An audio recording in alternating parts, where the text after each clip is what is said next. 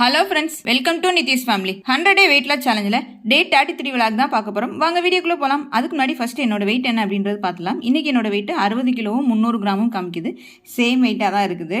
ஒன்றும் பிரச்சனை இல்லை. ஒரு சிலருக்கு 10-15 நாளைக்கு இந்த மாதிரி வெயிட் ஒன்று போலேயே தான் காமிக்கும். பட் விடாமல் கண்டினியூவாக ஃபாலோ பண்ணுங்கள். நல்ல ரிசல்ட் கண்டிப்பாக வரும். ஃபேட் லாஸ் சில சமயம் இப்படி தான் இருக்கும். வாங்க விளாக் என்னன்னு பார்க்கலாம். காலையில் ஃபஸ்ட்டாக எடுக்கிறது அம்லா ஜூஸ் தான் எடுக்கிறேன். ஸோ வெந்நி தண்ணி மிக்ஸ் பண்ணி தான் எடுப்பேன் எப்பயுமேவும். நீங்களும் வெந்நி தண்ணி மிக்ஸ் பண்ணி எடுத்துக்கோங்க. ஒரு சிலருக்கு சேரல அப்படின்னா 11 மணிக்கு குடிக்கட்டுமான்னு கேட்குறீங்க. காலையில் எம்டி ஸ்டமக்கில் எடுத்துக்கலாம். ஆனால் ஃபஸ்ட்டாக எம்டி ஸ்டமக்கில் குடிக்கும்போது தான் பெனிஃபிட் ஜாஸ்தி. அதனால் ஃபஸ்ட்டு குடிச்சு பாருங்கள். சேரல அப்படின்னா 11 மணிக்கு எடுத்துக்கோங்க. ஸோ ஃபஸ்ட்டாக நான் எடுக்கிறது ஆம்லா ஜூஸ் தான். எப்பவுமே பன்னீர் எவ்வளோ வேணுமோ வெட்டி நான் வெயிட் மிஷினில் வெயிட் பார்த்து எடுத்துக்குவேன். பன்னீர் மீதம் இருக்க பன்னீரை ஃப்ரிட்ஜில் வைக்கும்போது தண்ணி ஊற்றி இந்த மாதிரி வச்சுக்கோங்க. கெட்டு போகாது, ஃப்ரெஷ்ஷாகவும் இருக்கும். அப்படியே மூடி போட்டு வைக்கும்போது கரெக்டாக இருக்கும்.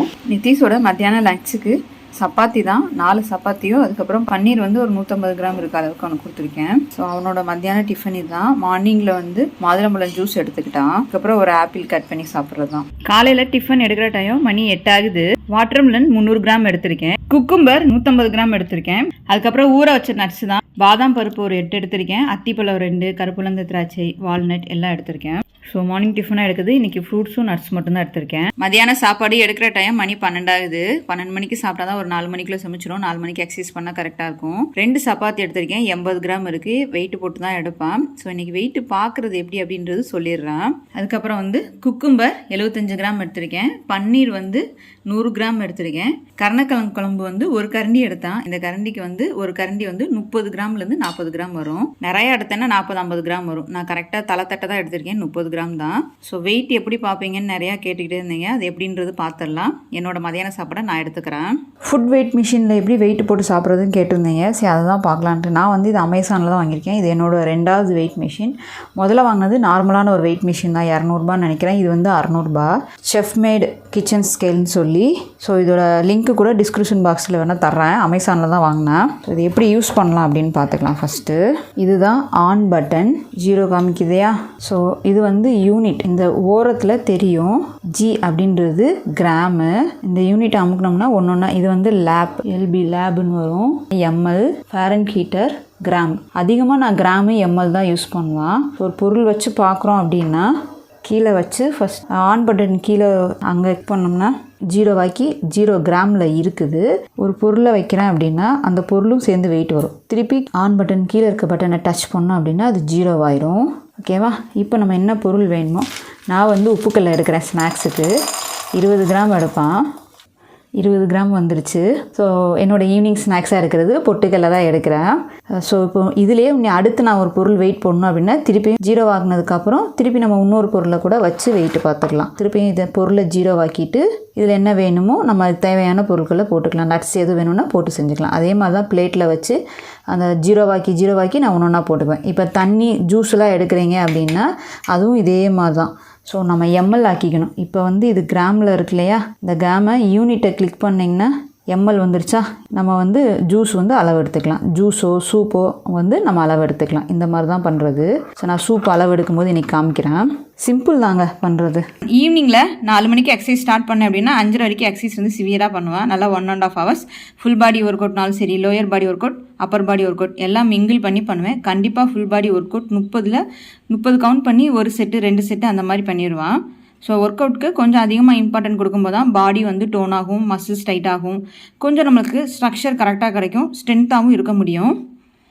ஸோ இன்றைக்கி நான் என்னோட ஒர்க் அவுட்டை ஃபினிஷ் பண்ணிட்டேன். இன்றைக்கி வாக்கிங் வரும்போதே மணி 7 ஆகிடுச்சு. 7 மணிலேருந்து 8 மணி தான் வாக்கிங் வந்திருக்கேன். ஒரு 1 hour வாக்கிங் கண்டிப்பாக போயே ஆகணும்னு சொல்லிட்டு தான் வாக்கிங் போவான். ஸோ வெளிச்சம் கம்மியாக இருக்குது, அதனால் இந்த பக்கத்துலேருந்து பேசுகிறேன். ஸோ எங்கள் ஏரியாவில் எங்களுக்குள்ள கன்ஸ்ட்ரக்ஷன் ஒர்க் போயிட்டுருக்கனால கொஞ்சம் ஃப்ரீயாக இருக்கும் 7 மணிக்கு மேலே. ஸோ அப்போ தான் வாக்கிங் வருவான். ஸோ நான் வாக்கிங் முடிச்சுட்டு நைட்டு சூப் என்னென்னு பார்க்கலாம். சீக்கிரமாக ஒரு 10 நிமிஷத்தில் செய்யக்கூடிய ஒரு ஹெல்த்தியான சூப்பு தான். ஸோ முளைக்கட்டின கருப்பு சுண்டல். எக்கா உங்களுக்கு மட்டும் எப்படிக்கா இப்படி முளை கட்டுதுன்னு கேட்பீங்க.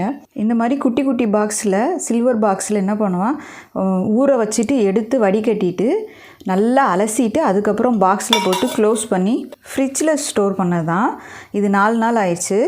4 நாள் ஆனோன்னே இந்த மாதிரி வந்திருக்கு. வெளியே வச்சா இந்த மாதிரி முளை கட்ட மாட்டேங்குது. சில்வர் பாக்ஸில் வச்சு ஃப்ரீசரில் வைக்கக்கூடாது, ஃப்ரிட்ஜுக்குள்ளே நார்மல் கண்டெய்னரில் வச்சுருங்க. சூப்பராக வந்து முளை கட்டிடுது.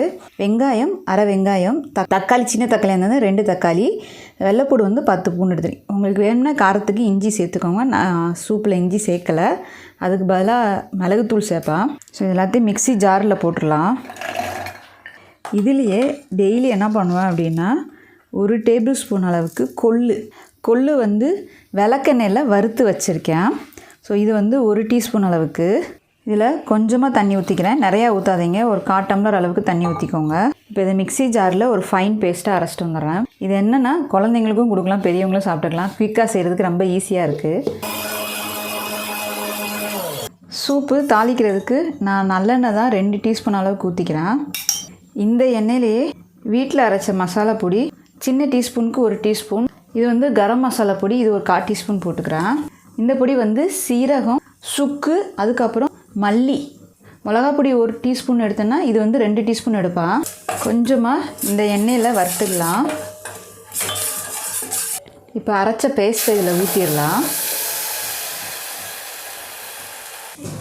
இந்த மிக்ஸி ஜாரில் கொஞ்சமாக தண்ணி ஊற்றி அதையும் ஊற்றிடுறேன். மீடியம் ஃப்ளேமில் தான் வச்சுருக்கேன். ஸோ நெருப்பை ரொம்ப அதிகமாக வைக்க வேண்டாம், மீடியமாக வச்சு சிம்லேயே வச்சு ஒரு 10 நிமிஷம் கொதிக்கட்டும். கொதிச்சதுக்கப்புறம் நான் காமிக்கிறேன். அந்த பச்சை வாடை போனதுக்கப்புறம் நீங்கள் இறக்கி விட்டுக்கோங்க. இதில் நான் கடுகு உளுந்தம் பருப்பு எதுவும் போட மாட்டேன். அரைக்கும் போதே எல்லாமே இதில் சேர்த்து அரைச்சிறதுனால எதுவும் இதில் வேறு எதுவும் போட்டுக்கிறது இல்லை. ஒரு 1/2 டீஸ்பூன் அளவுக்கு தேவையான அளவு உப்பு போட்டுக்கலாம். 10 நிமிஷம் ஆகட்டும், நான் காமிக்கிறேன். லைட்டாக கிண்டி விட்டுக்கிறேன். 10 நிமிஷம் சிம்லேயே வச்சுருந்தா கொதிச்சிருச்சு. அடுப்பை ஆஃப் பண்ணிடலாம். டேஸ்ட் பண்ணி பாருங்கள். பச்சை வாடை போயிடுச்சு அப்படின்னா ஆஃப் பண்ணிடுங்க. பச்சை வாடை போயிடுச்சு, நான் கொத்தமல்லி தழை தூவிடுறேன். ஸோ சுண்டல், முளை கட்டின சுண்டல் சூப்பு ரெடி ஆயிடுச்சு. நித்தீஷ்க்கு இங்கே தோசை சுட்டுட்ருக்கேன். தோசை மேலே இந்த சூப்பை ஊற்றி அவன் சாப்பிட்டுக்குவான், சூப்பராக இருக்கும்.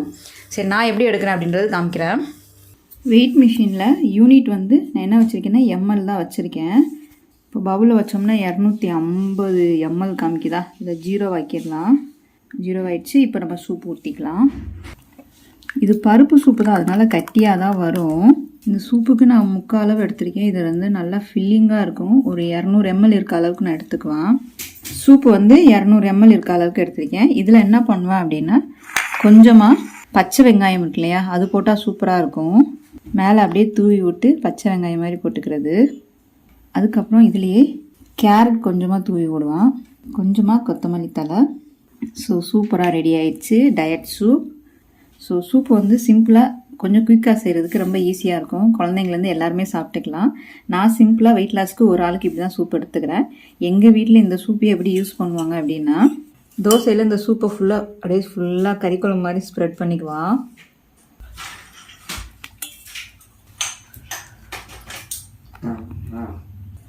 ஸோ நித்தீஷ் இந்த மாதிரி சாப்பிட்றது அவனுக்கு ரொம்ப பிடிக்கும். சூப்பு வித் தோசை அப்படின்ட்டு தோசையில் நிறையா அந்த சூப் மாதிரி ஊற்றி சாப்பிடுவான். நைட்டு கடைசியாக எடுக்கிறது ஃபேட் கட்டட் ட்ரிங்க் தான் எடுக்கிறான். கொஞ்சம் சீக்கிரமாக குடிச்சிடுவான். நல்லா சூடாக இருக்குது. சூடாகவே கொஞ்சம் வெதுவெதுனே ஃபேட் கட்டட் ட்ரிங்க் குடிங்க. ரொம்ப ஹீட் பாடி அப்படின்னா டெய்லி ஃபேட் கட்டட் ட்ரிங்க் கூட எடுக்க வேணாம். வாரத்தில் 3 நாள் 4 நாள் எடுத்துக்கோங்க. இல்லைன்னா அளவுகள், நான் 1 டீஸ்பூன் போட்டேன்னா 1/2 டீஸ்பூன் பொடி போட்டு கொதிக்க வச்சு எடுத்துக்கோங்க. ஹீட் பாடி அதிகமாக இருக்கும்போது இது கொஞ்சம் ஹீட்டு தான், அப்போ கூட கொஞ்சம் ஹீட்டாக தான் செய்யும். அதனால் கொஞ்சம் அளவுகளை கம்மியாக எடுத்து யூஸ் பண்ணிக்கோங்க. இன்றைக்கி என்னோடய டயட், எக்ஸசைஸ், வாக்கிங் எல்லாம் செம்மையாக ஃபினிஷ் பண்ணிட்டேன். மீண்டும் நாளைக்கு சந்திக்கலாம்.